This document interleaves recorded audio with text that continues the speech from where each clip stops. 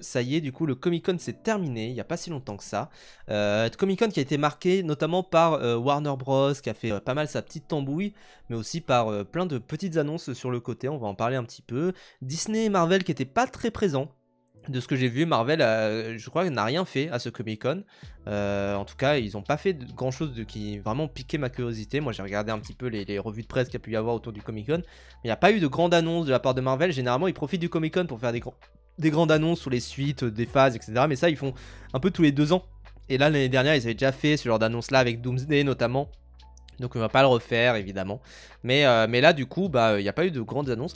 On peut noter quand même qu'il y a eu la présence de George Lucas qui est venu pour la première fois au Comic Con. Donc ça c'est quand même un truc qui est un petit peu, pas marquant, on va pas dire marquant, mais quand même qui est un petit peu présent. Et ce qu'on peut noter c'est que George Lucas il a été très bien accueilli. Et notamment du coup il va faire une sorte, alors j'ai pas tout compris d'ailleurs ce qu'il va faire. Il va faire une sorte de musée des arts narratifs de ce que j'ai compris, et du coup il a parlé un petit peu, il a dit plein de trucs autour du cinéma, autour du médium, et aussi également autour des comics, parce que dans son musée il va également avoir des comics, des premières versions de tels comics, etc. Moi, ce que j'aimerais noter, qui est je pense plus important que tout ce qu'il a à dire sur l'art, sur le cinéma, 81 ans, une telle airline, c'est dingue. C'est vraiment, je ne comprends pas, hein, vraiment, je ne comprends pas comment c'est possible d'avoir ce toupet là. Enfin, c'est fou, hein. C'est-à-dire que moi, vous voyez, moi j'ai plutôt des cheveux qui sont confortables. Là, j'ai l'impression que j'ai un petit trou là, bizarre. Non, c'est juste qu'ils sont mal lancés.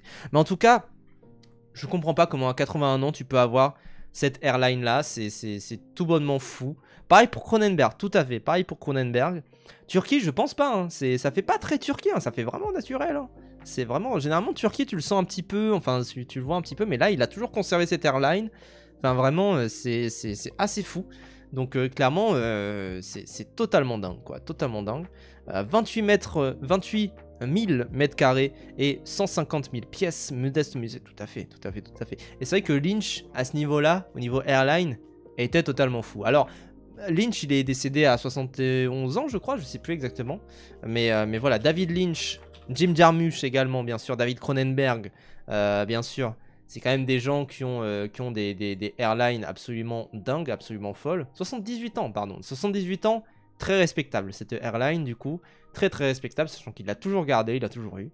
Vous regardez David Lynch Young, c'est quand même voilà, c'est quand même assez impressionnant également. Et je veux dire, vous regardez Jim Jarmusch, voilà, Jim Jarmusch, fantastique airline également. Enfin, c'est totalement fou. Wenders, je vois pas à quoi il ressemble aujourd'hui. J'avais vu des vieilles images, mais oui, clairement, oui, je m'en souviens en fait. Très bonne airline également. Comparé par exemple au fraudulesque frère Dardenne, je veux dire, voilà quoi.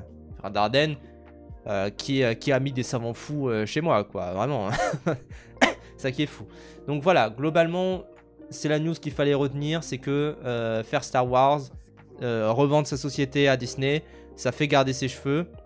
Ce qu'il a à dire d'ailleurs par rapport à l'art, c'est très très beau, hein. Je pense que c'est plus une question de connexion avec l'œuvre, pas de son prix ou de la célébrité qu'il a réalisé. C'est plus une question personnelle. Si vous avez un lien émotionnel avec quelque chose, c'est de l'art. Tout à fait. Et c'est vrai, je vais vérifier juste Arnaud Desplechin. Pour vérifier un petit peu, parce qu'en plus il est plus jeune, hein, Arnaud Desplechin, mais waouh. Couille. Couille. Alors que vous savez, enfin voilà, couille ne veut pas tout dire, hein, bien sûr. Hayao Miyazaki, dans ses apparitions récentes, a un peu une tête de couille parce qu'il s'est rasé la barbe. Mais ça reste globalement, enfin si on tape 2024 peut-être, parce qu'il a eu des trucs, voilà. Il a un peu plus une tête de couille, mais il a quand même, ça va, ça reste solide. Donc voilà, ça reste quand même plutôt, ça va. Sa airline reste solide. C'est juste qu'il s'est rasé, ça a été une très mauvaise idée, mais ça reste très très solide. Donc voilà. Tac. Les nerds dans la mémoire courte, il y a 15 ans, tout le monde expliquait que c'était une fraude, que la prélogie était nulle, qu'il avait réalisé un film sur 3 dans la trilogie, mais bref. Bien sûr. Mais ça, c'est... Les gens... Le mieux est l'ennemi du bien, et quelque part, c'était mieux avant. Ça veut pas dire que c'était non plus génial. Donc voilà. En tout cas, très belle déclaration, évidemment, de la part de George Lucas. Je suis tout à fait d'accord avec lui. Je trouve qu'il a vraiment raison. Autre attente que j'ai personnellement, alors je sais plus quel studio c'est d'ailleurs, c'est le projet de Phil Lord et Chris Miller, Project Hail Mary. Alors je sais plus exactement, je crois qu'il y a un autre nom en français, Projet Dernière Chance, voilà, Projet Dernière Chance, qui est un film du coup porté par GMM, donc Amazon GMM, très bien, qu'on verra par contre en salle, hein, bien sûr. Alors, Fielder et Chris Miller, moi c'est des réals que je connais depuis un petit moment, hein, évidemment. Je trouve quand même que c'est vraiment des réals extrêmement forts, extrêmement, comment dire, extrêmement inventifs. Déjà, que ce soit en tant que producteur, en tant que réalisateur. Alors je sais qu'il y a eu des polémiques autour de leur manière de produire certains films. Évidemment c'est très problématique, évidemment que c'est horrible. Ça je pense qu'on peut se rejoindre là-dessus. J'ai enlevé mon casque en fait parce que j'ai pas besoin. Évidemment qu'on peut se rejoindre que c'est très problématique la manière qu'ils ont eu pour gérer les Mitchell contre les machines. Notamment et également Across the Spider-Verse parce qu'en fait ils étaient à l'écriture également, je crois que c'était qu'un des deux, je sais plus, mais en tout cas ils étaient à l'écriture également et en fait ils faisaient que revenir sur des anciennes versions, tout ça, c'était vraiment le bordel. C'est aussi pour ça que Spider-Verse 3 prend beaucoup de temps, hein, mine de rien, c'est parce qu'en fait ils font que revenir et cette fois-ci ils ont dit bon maintenant on va laisser du temps aux gens, donc voilà, globalement voilà, mais ça reste des réals que je suis et ça reste des réals où j'ai très hâte de leur prochain projet, notamment du coup. Alors le projet Batman Beyond c'est un projet par Warner Bros, hein, donc c'est un projet qui est extérieur, hein, bien sûr, mais globalement du coup moi j'ai très hâte pour ce Project MRE, qui du coup est un projet où moi de ce que j'ai compris c'est que en gros ils ont envoyé Ryan Reynolds, enfin le perso joué par Ryan Reynolds du coup dans l'espace pour faire des trucs. Et voilà, et moi j'ai plutôt hâte parce que Fielder et Chris Miller c'est réal de 21-22 Jump Street, c'est du coup les producteurs de Mitchell contre les machines, des Spider-Verse, et scénariste aussi, et c'est aussi Tempête de boulettes géantes, c'est aussi le film La Grande Aventure Lego, ils étaient au départ attachés autour du film Solo, Star Wars Story, et voilà, c'est pas des branquignoles. Et j'ai dit Ryan Reynolds, non c'est Ryan Gosling, putain pardon. Parce que je confonds, vous savez c'est Ryan tout ça, oui c'est Ryan Gosling. Ryan Gosling avec également Sandra Hüller qui jouera un rôle dans le film, donc j'ai plutôt hâte parce que Sandra Hüller qui a été bien révélée l'année précédente avec, et même l'année d'avant avec Anatomie d'une chute mais aussi avec La Zone d'intérêt. Donc globalement très hâte de voir ce duo un peu atypique. Donc voilà. Alors ça oui je vais en parler parce que je trouve ça un peu bizarre. Mais en gros il va y avoir un DLC, enfin c'est pas un DLC mais il va y avoir une update autour du film. Du coup il y a eu un film qui s'appelle Predator Killer of Killers qui est sorti cette année, ouais, qui est sorti cette année. Il va y avoir un autre film qui va sortir cette année, Predator, hein, vous ne confondez pas, mais là c'est le film d'animation. Donc c'est un peu moins un film entre guillemets. Et en fait ce qui s'est passé autour de ce film là, c'est que en gros va y avoir une mise à jour du film, puisque va y avoir une nouvelle fin au film ajoutée à Hulu dès 19h ce soir. Donc voilà, c'est vraiment, ça a été annoncé comme ça. Et en gros le truc c'est que avec le néerlandais, non c'est juste que son perso s'appelle Dutch, mais oui non mais Terranio c'est considéré comme ça quoi, c'est à dire que ça a fait moins de bruit que le film Predator là qui va sortir bientôt avec Elle Fanning, c'est ça le truc. Donc globalement, apparemment c'est très sympa, hein. D'ailleurs apparemment c'est des petites histoires très sympathiques qui se passent dans le monde de Predator, etc. Enfin voilà. Non, c'est pas une série les gens. C'est une série Killers of Killers. Non, c'est un film. On est d'accord. Tac, je regarde. Oui, c'est un film. C'est un film qui se passe dans plusieurs époques. Et c'est rigolo du coup. Et en fait le truc c'est que il y a une fin qui a été rajoutée plus tard. Avec du coup, ouais, c'est vraiment un DLC, hein. C'est vraiment un DLC.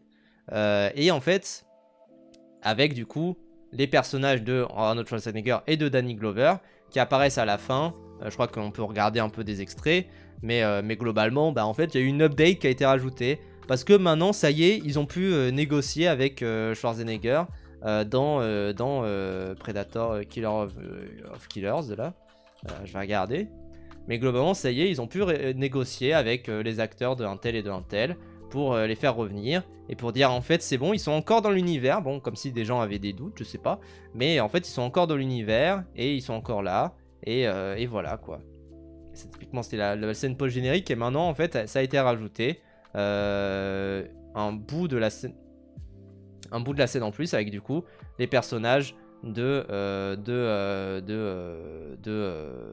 Arnold Schwarzenegger et de Danny Glover qui du coup était dans le 3 si je me souviens bien, je sais plus exactement, mais voilà. Bon, ça me fait vraiment DLC, hein. Moi je suis désolé mais je trouve ça un petit peu bizarre quoi. Je trouve ça vraiment bizarre de ramener ça. Bon déjà Vous savez que tout le côté vraiment c'est dans le 2, pardon, c'est dans le 2 Predator. Mais tout le côté nostalgie de la chose, etc. Bon, je trouve ça un peu dégueulasse, mais le côté surtout vraiment très rajouter une update comme ça pour la version sur Hulu, pour la version sur machin. Ah, c'est vraiment du forcing bizarre. Ça m'inquiète un petit peu presque pour la suite du cinéma. C'est-à-dire que moi, j'ai pas envie qu'il y ait des versions, des retours sur des trucs. Je sais que ça faisait débat autour de 13 Reasons Why. Et je veux dire, sur 13 Reasons Why, à la limite, je comprends à peu près. Parce que c'était un truc où en fait, ils avaient eu beaucoup de plaintes de la part d'organismes qui luttaient contre le suicide, qui luttaient qui faisaient de la prévention. Donc ça, je comprends à peu près. Mais il y a quand même ce truc où effectivement... c'est bizarre quoi. Je dis série car ramener la suite d'une histoire quelques semaines plus tard, ça reprend beaucoup le côté série. Ah, c'est vrai. Je vois ce que tu veux dire. Après, c'est comme les uncut versions. Ouais, mais le problème, c'est que les versions uncut, les versions director's cut, tout ça, c'est quand même un truc où c'est autre chose quoi. Ils ont changé quoi dans 13 Reasons Why? Ils ont changé le montage de la séquence du suicide, notamment. Donc voilà. Mais vous savez, les director's cut, typiquement, c'est quand même un truc où là, en fait, le problème, quelque part, c'est que c'est juste qu'ils n'avaient pas négocié avec Arnold Schwarzenegger ni avec Danny Glover avant de faire ce genre de film-là. Et en fait, maintenant, ils sont en mode, maintenant, on va l'utiliser parce que aussi, voilà, c'est de faire ce genre d'annonce-là et de dire, il n'y a pas de changement, à part que vous avez la confirmation qu'ils reviendront. Bon, bah, quel est l'intérêt du coup? Je veux dire, en fait, c'est ça le truc, c'est quel est l'intérêt de nous faire, de modéliser ce genre de personnage-là en 3D, etc. Si c'est juste pour teaser une suite qui, peut-être on sait même pas si ça va arriver finalement, et de se dire, bah en fait, oui, peut-être que dans la suite il y aura Arnold Schwarzenegger et Danny Glover. Et du coup le personnage de Prey également. Ok, autant faire une annonce en fait, autant faire une annonce et de dire, oui, bah peut-être qu'il y aura les trois et voilà quoi. Ça me paraît beaucoup quoi, ça me paraît vraiment beaucoup. donc voilà, mais ça me fait bizarre quoi d'avoir ce genre d'update quoi. Surtout des mois après, enfin, et c'est pour ça qu'il y a plein de gens qui sont en mode waouh, il y a vraiment des updates, et c'est rigolo quoi. C'est rigolo, mais bon, c'est pas avoir un petit peu l'état du cinéma après ça quoi, quelque part. Moi j'ai envie de dire, je suis pas non plus je suis pas en mode c'est finito, je suis pas en mode c'est la fin de tout, etc. Mais c'est un petit peu bizarre quoi, c'est un petit peu bizarre et à voir la suite de ce genre d'opération là. Ensuite, du coup, on a le trailer de Peacemaker que je n'ai pas regardé. Alors, j'ai pas regardé la première saison de Peacemaker. Est-ce qu'il y en a qui ont regardé la première saison de Peacemaker sur HBO Max? Je sais pas ce que ça vaut. Apparemment, c'est très sympa. Moi, je vais regarder un petit peu et je vais regarder et me dire, tiens, est-ce que je regarderai finalement cette deuxième saison de Peacemaker? Ouais, apparemment, c'est excellent. Non, mais apparemment, c'est très bien. Moi, j'ai vu des trucs, j'ai vu des extraits vite fait. Ça a l'air rigolo. Déjà, voilà, je sais pas si j'aurai le temps de regarder ce genre de série-là. En fait, c'est toujours ce genre de truc où je me dis, est-ce que j'ai le temps de m'en soucier finalement de tout ça? Donc voilà, mais voyons voir ce que ça donne. You all have been waiting a long time for this one. Here's the new trailer of Peacemaker, Season 2. Enjoy. Petite aparté, j'aime beaucoup John Cena. Je trouve que sa reconversion dans le actorat finalement marche très bien, surtout avec ce personnage de Peacemaker, ça lui va bien, je trouve. We doing it up in style. Hey guys, I got beer. On? Duh. Oh, okay. Okay. Just hand it to him. I'll just hand it to him. C'est rigolo déjà comme première blague. I've changed a lot since I last saw you. I don't want to be a joke anymore. I want to be a real hero. You wear a clown costume and go out and beat up people. Chris, take something bad and make something good out of it. I need to find the Peacemaker. He killed my son. Ah oui, c'est vrai. C'est histoire. You're being monitored right now. By who? Rick Flag, Sr. Whoa. What is it? I have a dimensional portal. And it leads to a parallel world. What? It's not that big a deal. Get the out, it's not. My son's a better man you could ever dream of being. I've tried to make up for my mistakes, but I'm not sure redemption is possible. He's in love with you. Me and Chris, it's never gonna be a thing. I'm going to make a life in the other world. There's another dimension. It's exactly the same as ours. But better. Best dimension ever. Dude, that's sick. We need to close that dimensional rift. The condoms, I'm partnering you up with our new agent, Rip Jagger. Who's Rip Jagger? Hey, fatty. C'est un personnage chinois, No matter how green the grass is over there, you belong here with us.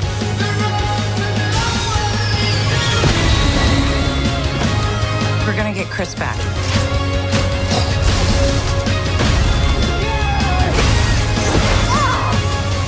You met your own self from a parallel dimension? You're wearing his clothes? You think I bought this? That's painful. Ça m'a un petit peu eu avec la musique du trailer. Ah, pardon. Ça m'a un petit peu avec la musique du trailer, avec l'ambiance du trailer. Hi, Mom. We're going to my secret room. You're not allowed to follow. You must be John. Jesus. You're not that dorky. Shut up, Mom. Moi, ça a l'air rigolo. En fait, de toute manière, voilà, ça a l'air d'être une production de James Gunn où ça a l'air assez enfantin, assez rigolo. Moi, je vous avoue que ça me convainc un petit peu. Je me dis, hop, tiens, ça a l'air un petit peu rigolo. Je pense pas regarder. Je pense que ça ne m'époustoufle pas non plus. Mais ça a l'air un petit peu rigolo. Et effectivement, cette vision-là, du coup, moi, j'ai suivi un petit peu le plot, un petit peu où ça va tomber. Dans ce côté où, en fait, il va essayer d'aller dans un autre univers, etc. J'imagine que ça va expliquer cette question de canon aussi. Et de qu'est-ce qu'est canon, tout ça, etc. Enfin, voilà. Oui, ça a l'air d'être une série un petit peu bon moment. Le problème que j'ai à chaque fois, c'est que je suis en oui, bon, une série bon moment, ça dure 10 heures comme toutes les séries, j'ai pas trop envie, quoi. Mais globalement, oui, on le voit un petit peu dans le Superman. Et d'ailleurs, on voit aussi Rick Flag Senior, du coup. C'est plutôt cool de le voir, hein, bien sûr. Mais voilà, il y a quand même cet aspect où effectivement, ça semble un petit peu... En fait, moi, ce que j'aime bien, c'est que j'ai un peu cette impression de me dire, en fait, il y avait ce personnage-là qui était rigolo dans le film, etc. Si t'as envie d'en voir un peu plus, tu regardes la série, et c'est comme ça que ça marche, hein. C'est pas de l'inverse, hein. C'est pas en mode, ah, t'as vu ce personnage-là dans la série, il sera important dans le film. Et genre, voilà, là, c'est plus un truc en mode, c'est un contenu un petit peu bonus, qui est rigolo, qui a l'air plutôt sympathique, qui a l'air d'explorer des thèmes vraiment cool. Ouais, j'ai vu le truc avec Frank Grillo, je suis un acteur sérieux et je voulais pas danser dans le générique parce que moi j'ai vu le générique forcément de la saison 1 de Peacemaker, c'était rigolo, voilà, bien sûr. Mais il y a quand même ce côté où voir même des explorations d'univers, etc., des trucs, parce que voilà, ça demandait dans le chat, oui, effectivement, il y a un univers partagé également, dans cet univers d'ici, il y a un multivers également, et voilà, et voilà, c'est rigolo. On va peut-être passer à autre chose, mais c'est rigolo. Et il y a quand même ce truc où, effectivement, avoir cette notion-là d'univers partagé, enfin de multivers, etc., aussitôt quand tu viens de lancer ton univers, quelque part, c'est une manière de prendre un peu le pied de nez et de dire oui, regardez, on va vraiment...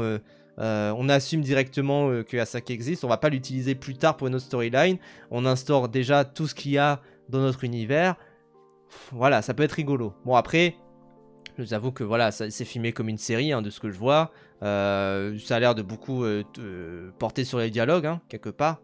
Et c'est tout, quoi. Genre, vraiment, je pense pas qu'il y a d'autre intérêt que de voir les dialogues, de voir les acteurs. Et c'est tout, quoi. Je pense vraiment qu'il y a aucun intérêt à part ça. Donc voilà. Mais voilà, je pense pas trop le regarder, je vous avoue, parce que comment c'est filmé, tout ça. De toute manière, il y a vraiment ce truc aux États-Unis, un rappel.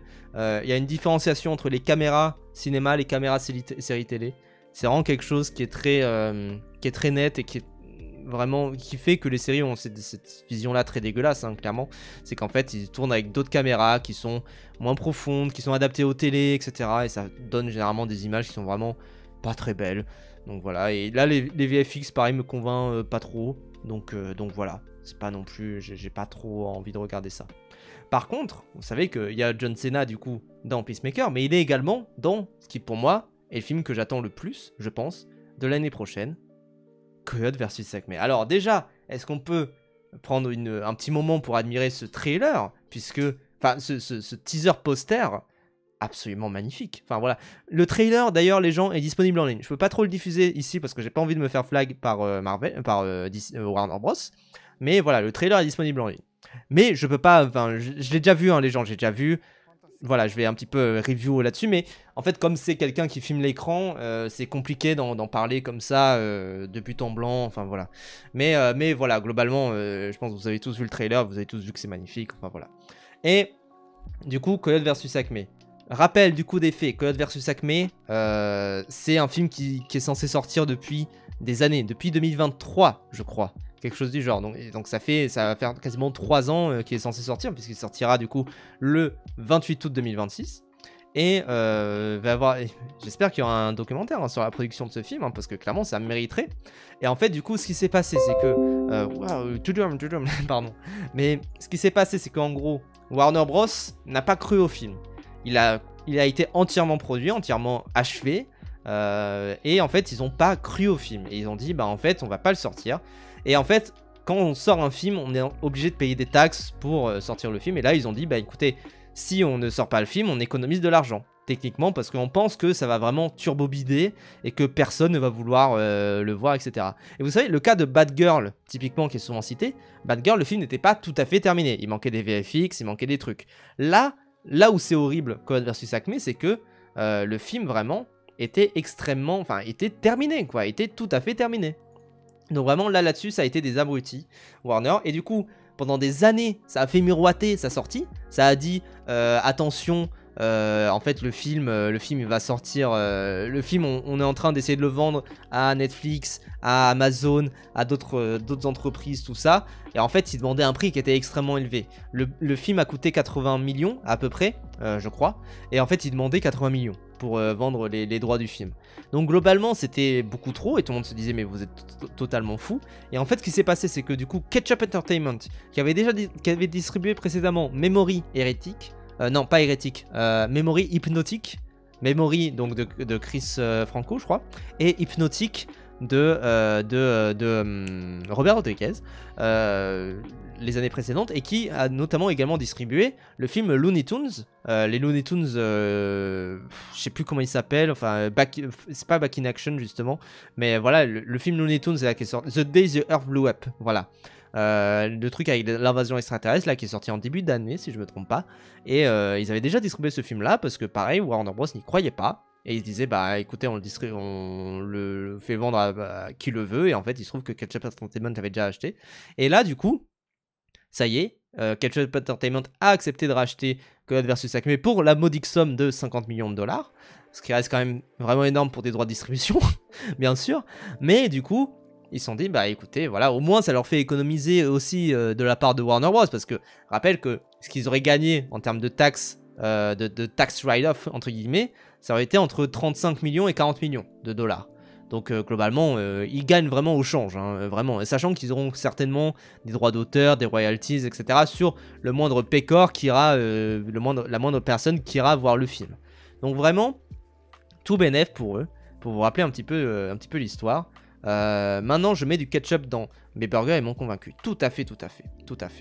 Ils transforment une perte de 80 millions en une perte de 30 millions. C'est pas mal. Tout à fait. Non, mais même, ça aurait été une perte en soi, du coup, de 40 millions, vu qu'ils auraient eu des taxes en moins, etc.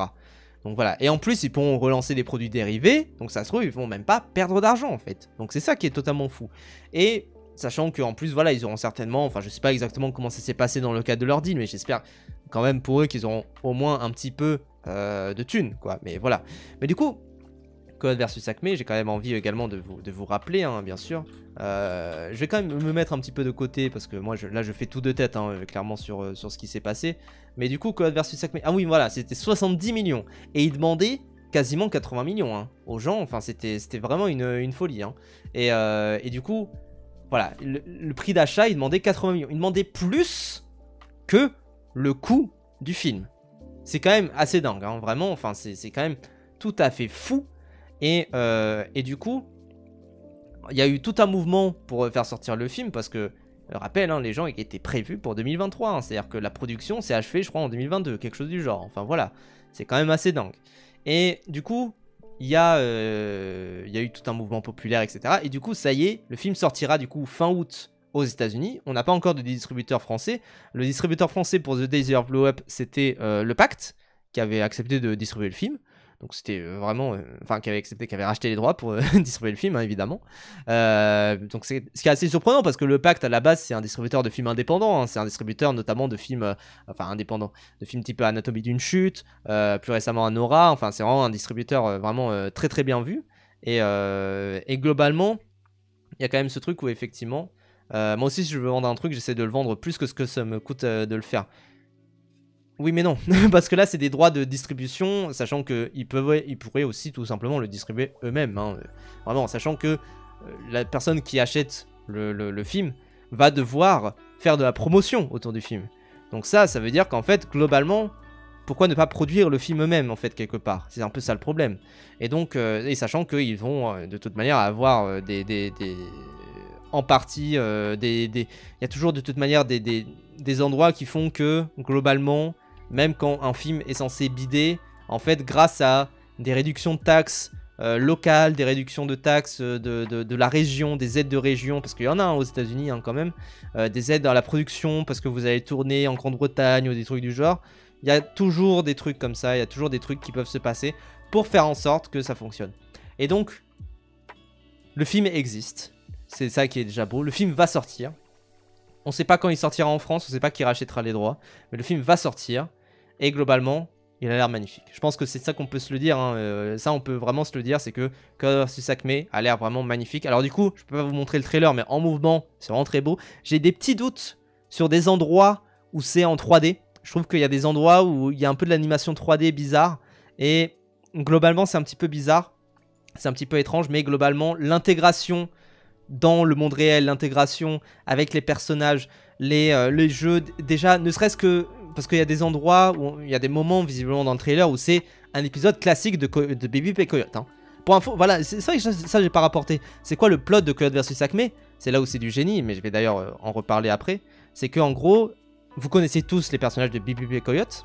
Et en fait, Baby P Coyote, là où c'est du génie, c'est que Coyote il utilise toujours, ça a été une bible qui a été donnée par Chuck Jones, hein, le créateur de Baby P Coyote. C'est Roadrunner en VO. Et en fait, il avait donné des règles. C'est pas justement ça le problème, c'est que ce sont des aides à rembourser et que Warner pariait que ça rembourserait moins que les aides que ça rapporterait moins que les aides à rembourser. Non, parce qu'il y a des aides à rembourser si tu annules une sortie de film. Ça oui, mais il y a aussi des aides à rembourser si ton film il est produit de telle autre manière, tout ça. Donc voilà. Le trailer du coup c'était un leak. Oui, tout à fait. Mais c'est un truc qui arrive tout le temps au Comic Con, hein, bien sûr. Mais globalement, il y a des règles qui ont été établies par Chuck Jones lorsqu'il a établi du coup Roadrunner, donc Baby P Coyote chez nous. Et parmi ces règles-là, il y avait une des règles, c'était de dire que tous les outils, enfin il y avait deux règles spécifiques à ce film-là, quelque part, qui vont être utilisées. Tous les outils, toutes les armes et toutes les machines qu'utilisent les personnages doivent être acquéris par... doivent être obtenus grâce à Acme Corporation.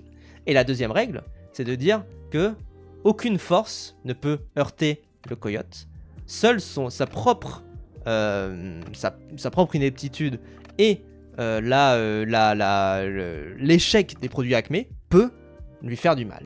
Et c'est ça, quelque part, c'est là où c'est intéressant. C'est-à-dire que à la base, Coyote vs Acme, c'est un article de quelqu'un, alors je sais plus exactement le nom de cette personne-là, je sais plus exactement s'il y a son nom quelque part, mais je sais qu'il y a Coyote vs Acme, je l'ai trouvé, voilà.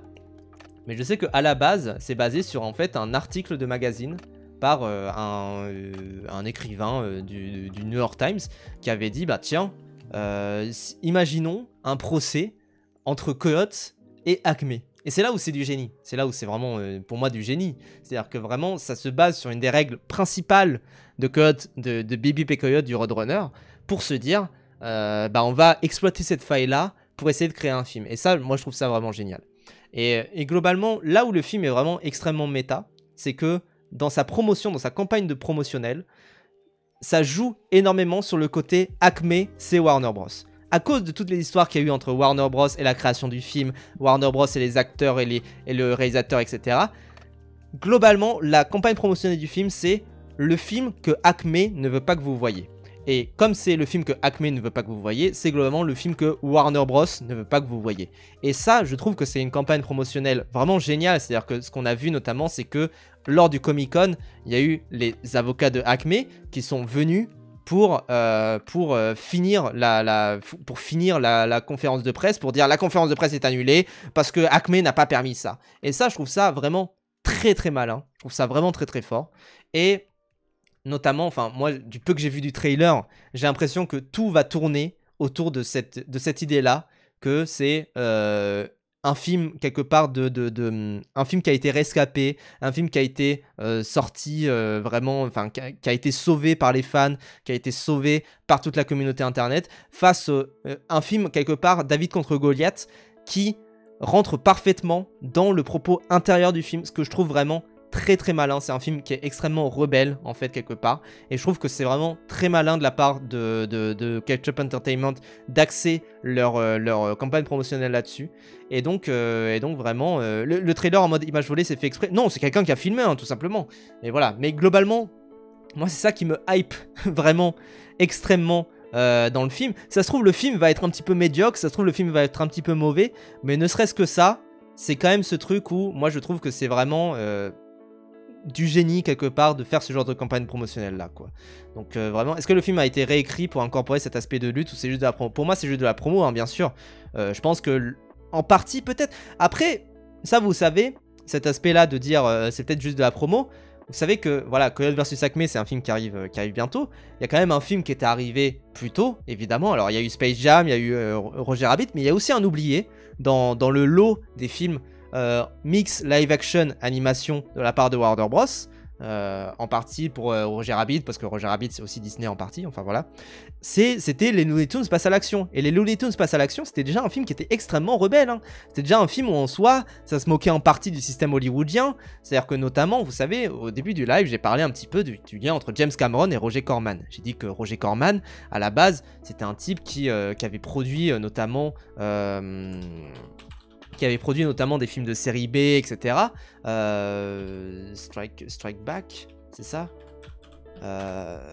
je sais plus comment il s'appelle. Ah putain, Looney Tunes, Roger Corman. Je pense que si je tape ça, je vais devoir trouver un petit peu. Voilà, c'était Back in Action. Alors, si je tape Back in Action et Batman, voilà, comme ça vous comprendrez un petit peu. En gros, c'était déjà un film qui rendait pas mal hommage déjà au cinéma d'animation, mais aussi au cinéma live action, parce que c'était déjà un film où d'ailleurs à la base il y a une des scènes où ça tourne en fait une sorte de film Batman dans le film, etc.